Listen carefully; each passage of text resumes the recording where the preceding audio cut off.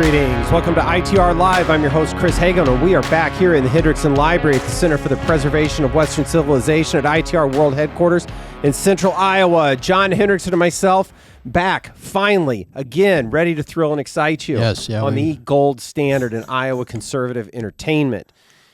John, it's all your fault that we have taken us a while to get back here because you decided to be out of the office this week quite a bit. So I was out in Washington, D.C. for a conference. So, right. Yeah. John's favorite place in the world is to be in the district. Just like in the swamp. Yeah. Nobody cared that in the office text message that I was posting a picture of Marcus Brody from Raiders of the Lost Ark. I didn't see that. Yeah. No, that's always, that's who I envision you are when you're that's accurate. gallivanting the world. That's accurate. John doesn't travel real well, folks. So it's all in good fun.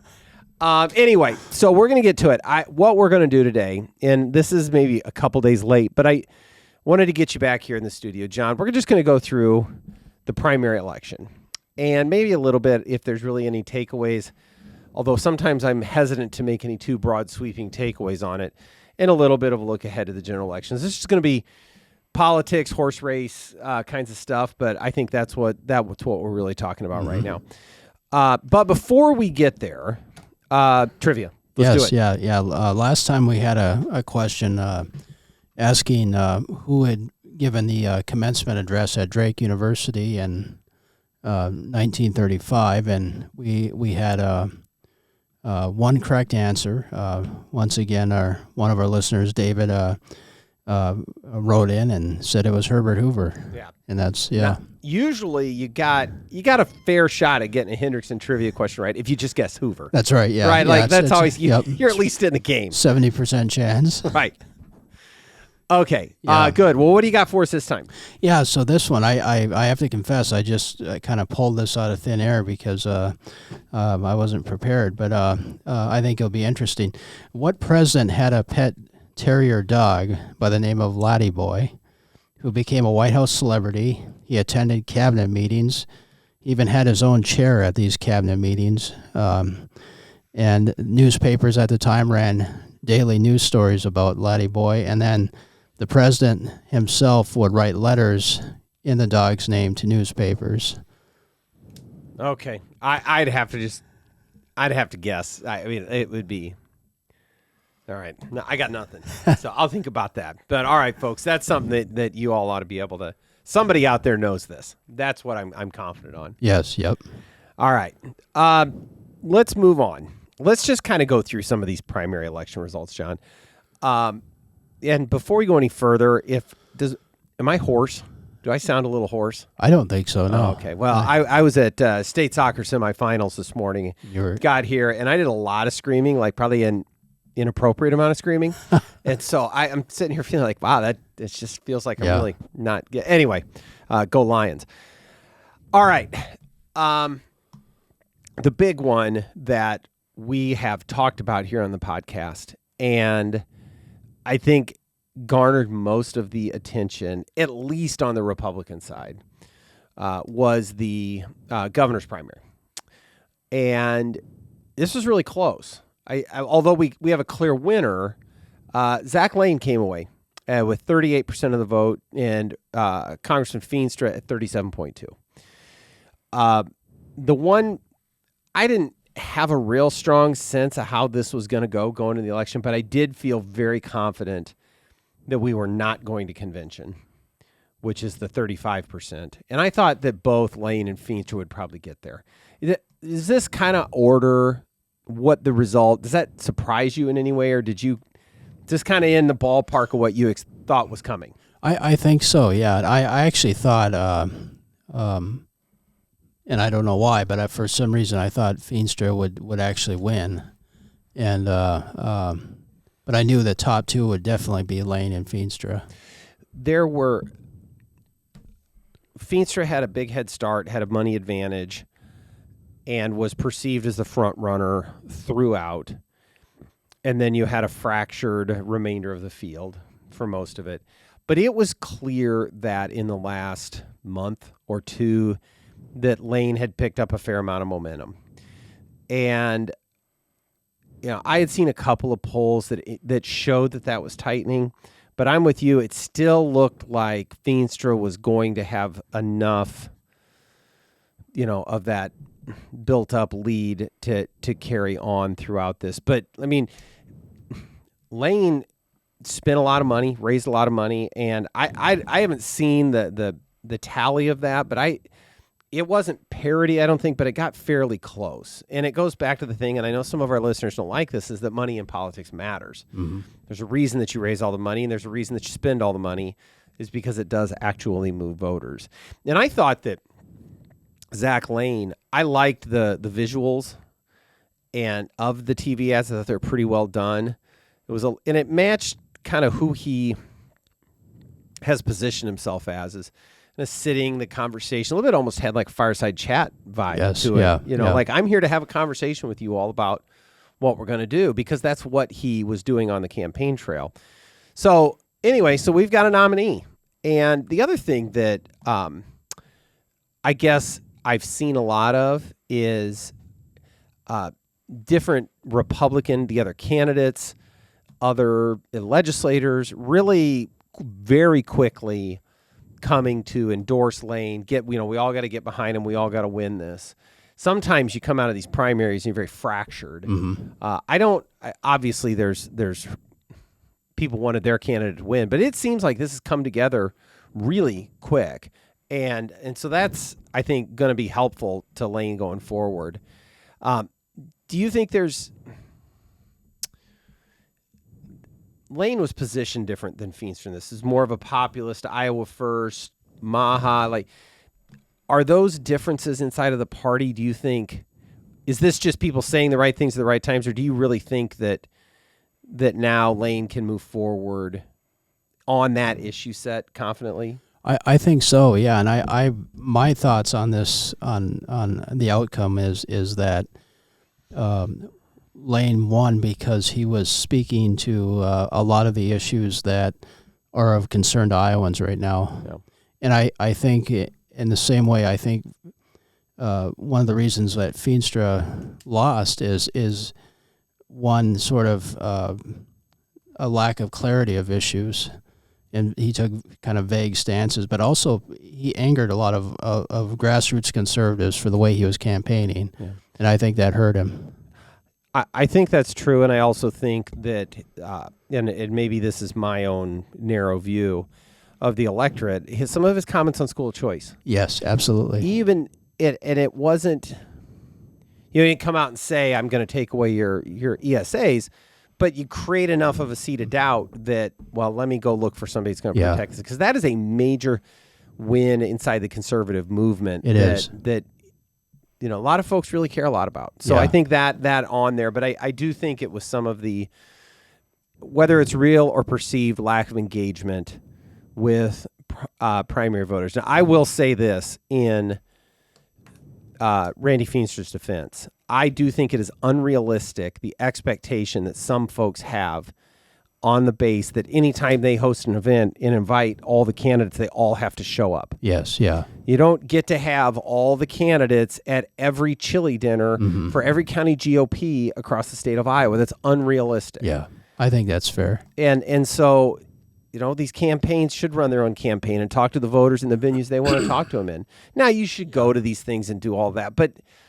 I don't know. I think that's something that we're going to have to probably have a serious conversation about again the next time we run one of these primaries, because we're not going to have 99 different gubernatorial debates around the state of Iowa because the Montgomery County GOP wants to host an event, and maybe they'd host a great event. I don't know, but the folks in Alameda County want to have a deal too, and where does it end? Mm-hmm. So I just want to get that out there. Okay. Let's move on. I think, again, the other kind of major Republican primary was the U.S. Senate primary for the seat held by Senator Ernst.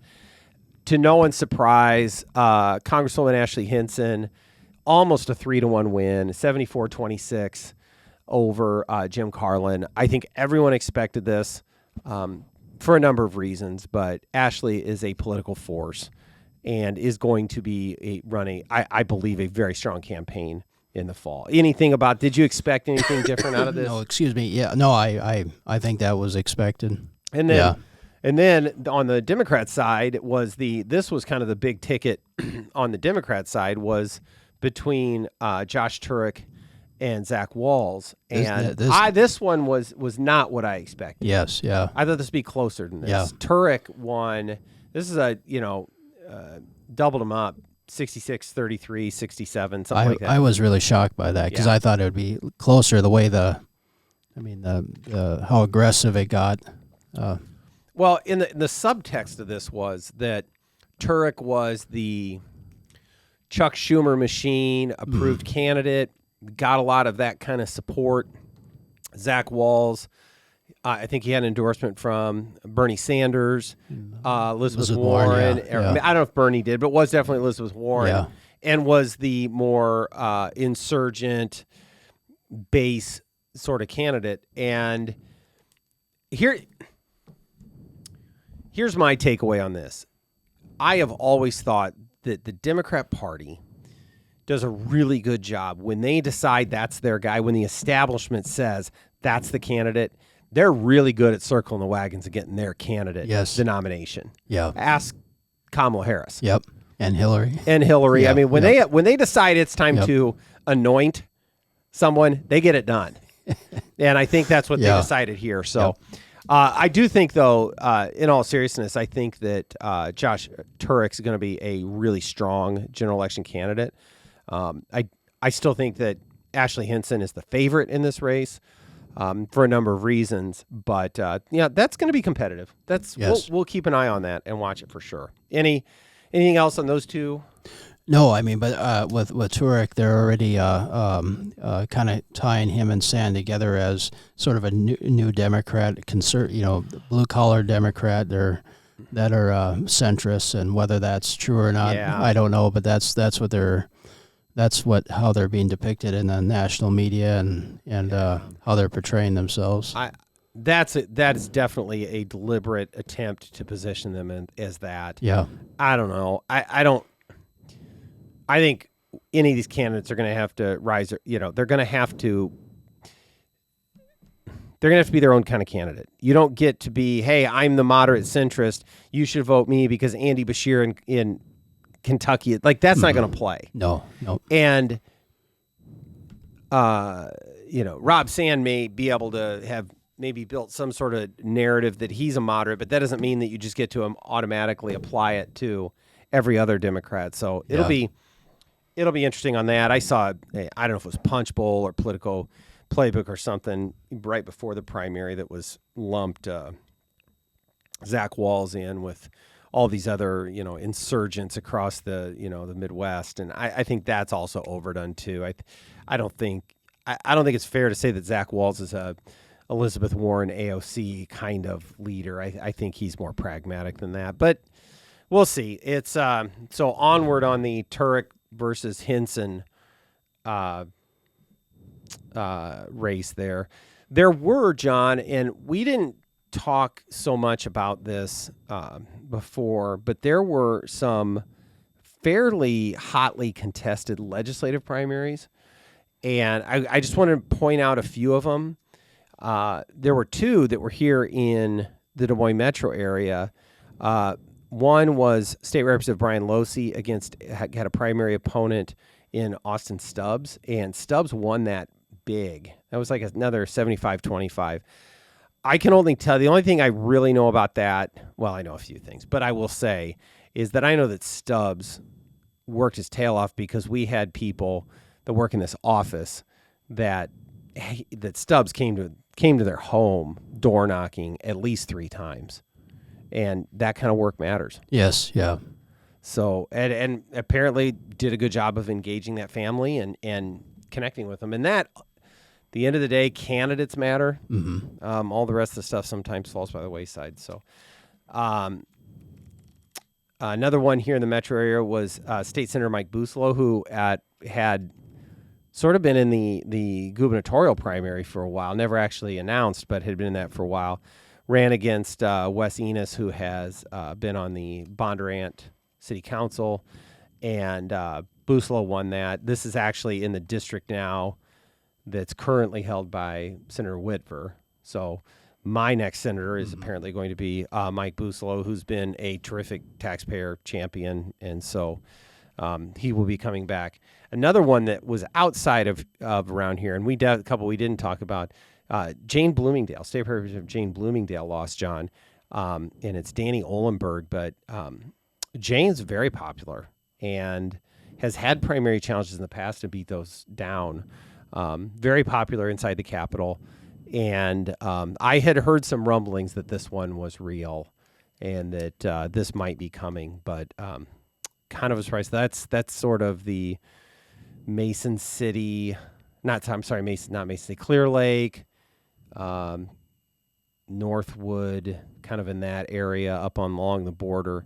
And then there was one on the Democrat side. And I don't know if we even talked about this at all in pre-production, John, but State Representative Ken Crokin from Davenport had a primary challenge and lost. So this is not just a Republican thing. Yeah. So there were some other primaries. I think there's a couple Senate primaries also.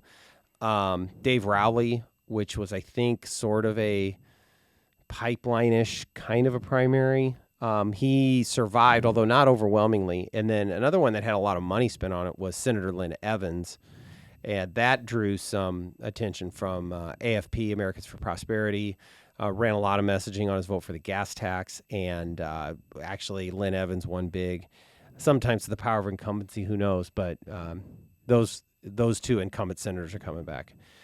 Anything on any of that jumps out at you? No, I was really surprised about Representative Bloomingdale because I didn't realize one that she was in a primary, but I know she's she's been popular in that district, so that was I've known Jane a long time. She's a very nice, very affable. People just like her, and she's been a very good candidate in the past. So it's I'm not on the ground locally. I can't tell you every issue, but.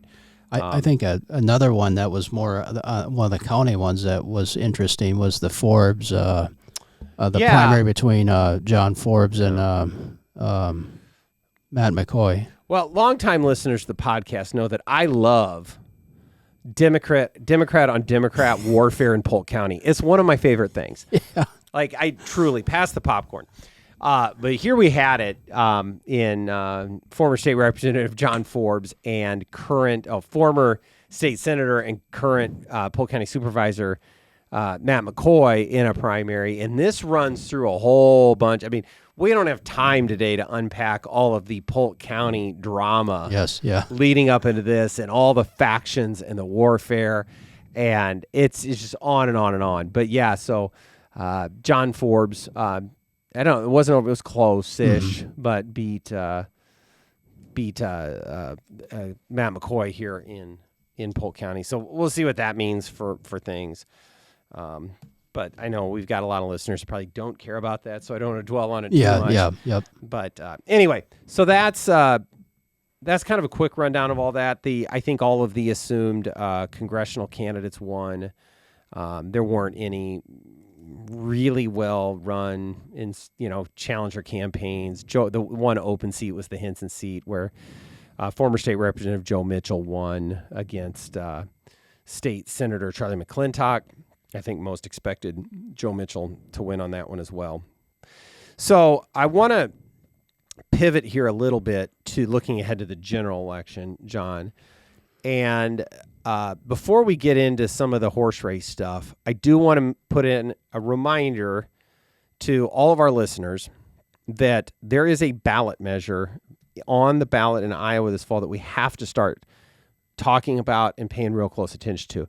And that is the proposed constitutional amendment that would require, anytime there is a legislative proposed vote to raise taxes, is it requires a 2/3 vote of the legislature to do that. So it's an additional taxpayer protection, because right now it would be just like any other bill, simple majority in both chambers, go to the governor, sign it. This required 2/3 majority, and to put it in the Constitution. And so we are going to be talking more and more about this, John, and we're going to communicate on this a lot. But I want in an election kind of a podcast, I wanted to throw down a marker that we're going to be talking about this a lot. Do you want to jump in on the 2/3? No, I mean, I think we'll have a lot more time to talk about it, but it's extremely important, and it's something that our founder was very passionate about, and so I think it'll be, I would say, probably one of the more important things that came out of the legislature this session. I think so too. We don't do this a lot in Iowa. I don't want to say there's rarely, because I think sometimes we get one-off constitutional amendments that I think recently we did one on gubernatorial line of succession that was somewhat technical, didn't get a lot of attention.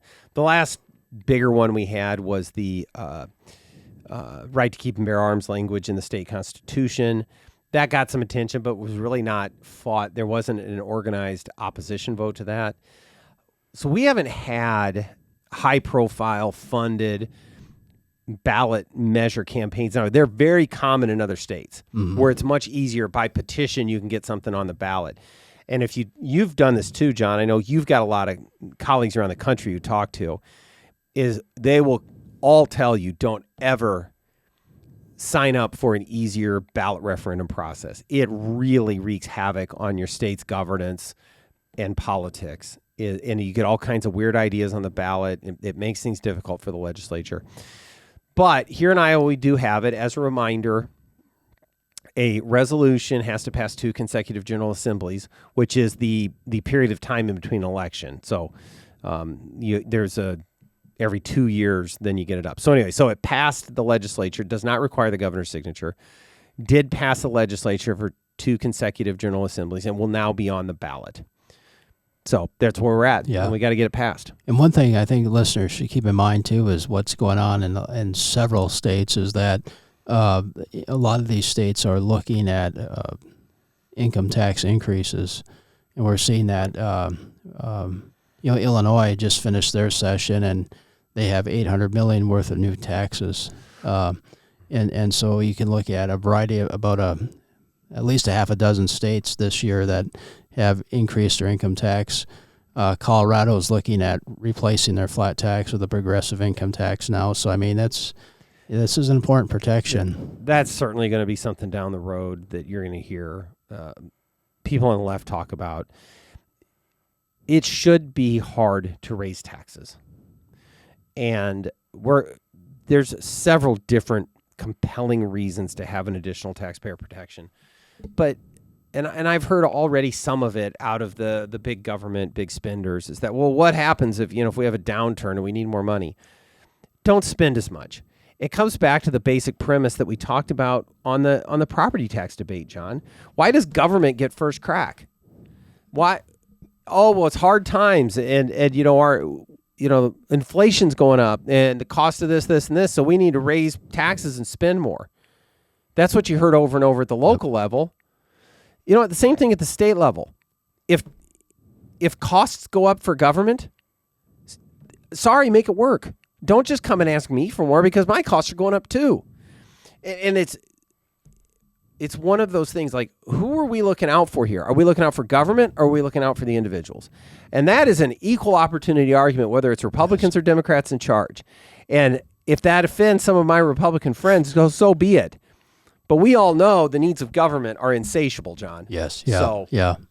We're going to be talking about that, but this will protect Iowans from their government. Yeah, and you're absolutely right on the spending side, and also there's no guarantee raising taxes will solve your problem, because we can look at Illinois and California and New York and Washington, Rhode Island. I mean, there's all kinds of states that continue to increase spending and raise taxes, and their situation gets worse. Yeah.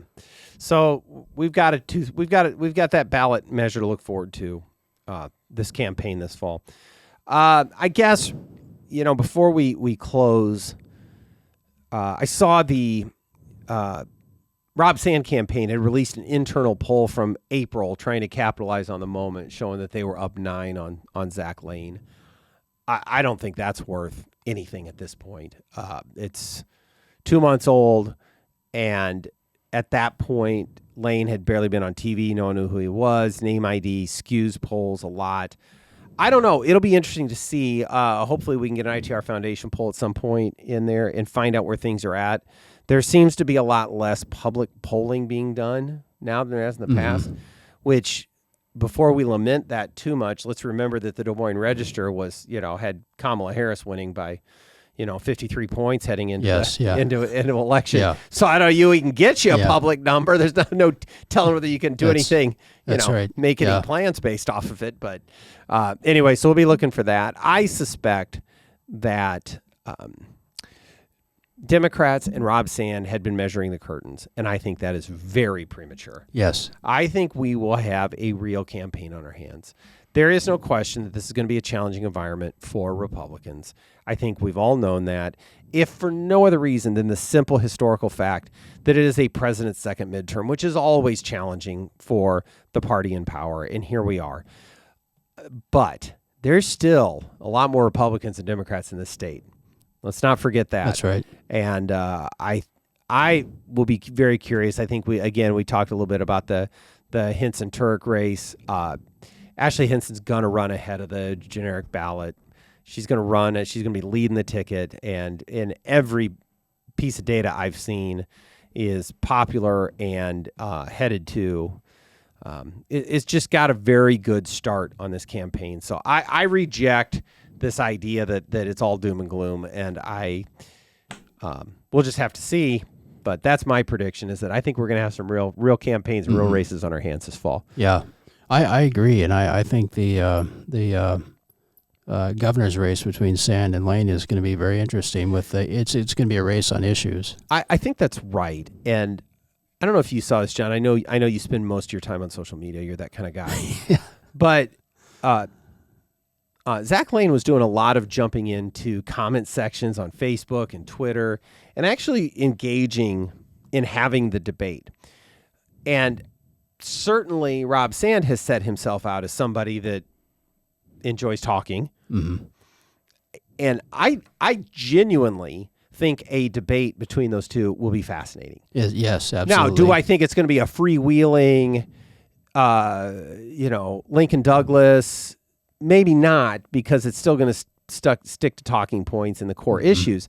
But I genuinely think that would be, if you're an Iowa voter who's, I think you owe it to yourself to tune into that. I think it's going to be really interesting to watch. I hope we get a lot of them. Yeah, I do too. Yeah, because I think it'll be fascinating. Just and also I think it'll force a good discussion of the issues. Yeah, absolutely. So, and there's a lot at stake. Yep. So, and they don't even.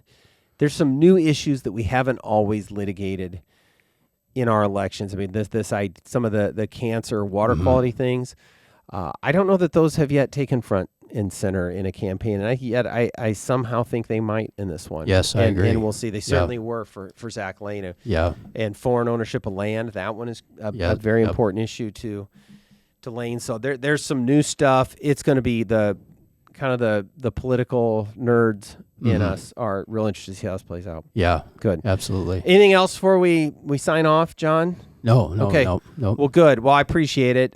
Folks, thanks for joining us for another freewheeling edition here where we cover a whole bunch of things, and I'm not quite sure where we're going to land. But don't forget to like and subscribe. Don't forget to tell your friends. And with that, we will see you next time on ITR Live.